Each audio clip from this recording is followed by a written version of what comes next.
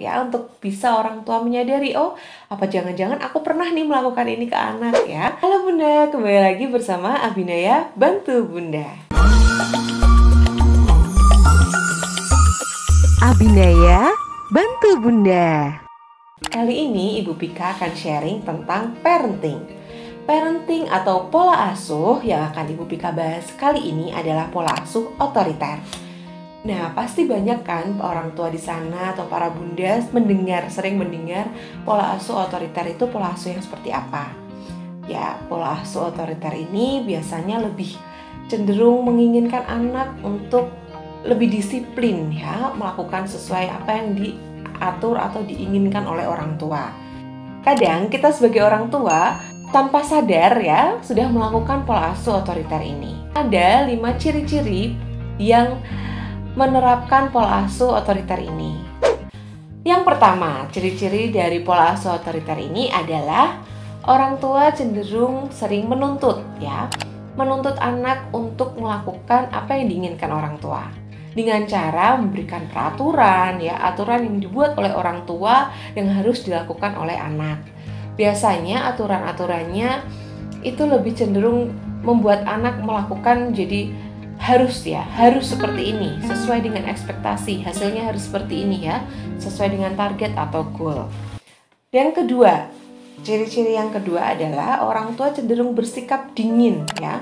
Pola asuh otoriter ini membuat orang tua bersikap dingin terhadap anak. Jadi sulit untuk akrab ya, karena mungkin orang tua ingin disiplin ke anak, berperilaku lebih keras ke anak. Lalu ciri yang ketiga adalah orang tua cenderung memegang kontrol atau menjadi dominan.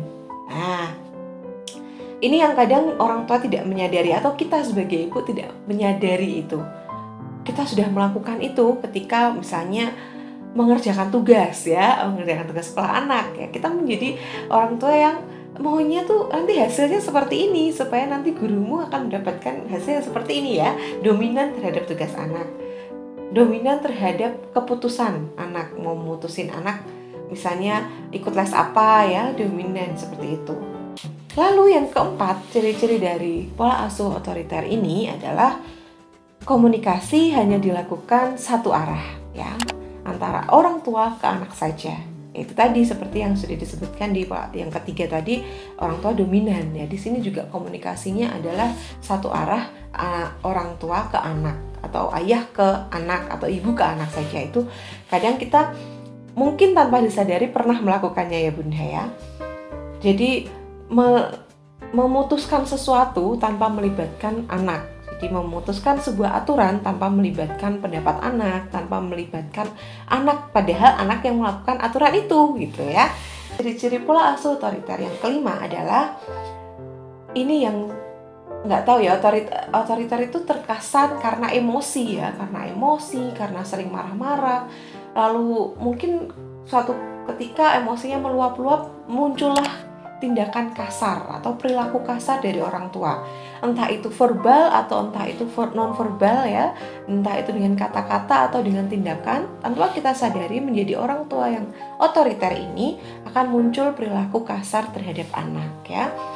Ya itu yang harus diwaspadai, yang harus kita rem ya Bunda. Boleh kita mungkin menggunakan otoriter ini, tapi untuk berperilaku kasar atau menggunakan pukulan, menggunakan kata-kata kasar harus kita rem ya. Itu tadi dia 5 ciri-ciri pola asuh otoriter itu ya, untuk bisa orang tua menyadari, oh apa jangan-jangan aku pernah nih melakukan ini ke anak ya. Nah, tapi sebenarnya dari semua pola asuh pasti memiliki tujuannya sendiri-sendiri ya. Dan kita juga harus lihat karakter anak kita seperti apa ya Bunda. Mungkin ada anak yang cocok dengan pola asuh otoriter ini. Namun dalam kehidupannya nanti kita juga harus tahu ya, berarti saat kita menerapkan pola asuh otoriter ini, kemungkinan nanti anak ini saat bertemu dengan orang lain atau terjun dalam sosial masyarakat, dia akan mempraktekkan apa yang kita lakukan ke anak ya.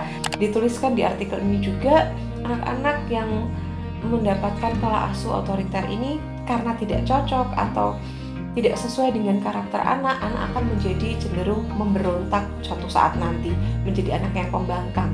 Dan parahnya mungkin membuat anak menjadi kurang percaya diri ya.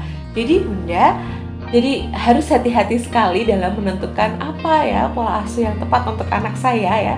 Yang paling tahu adalah Bunda sendiri atau ayah sendiri ya, orang tua, karakter anaknya seperti apa.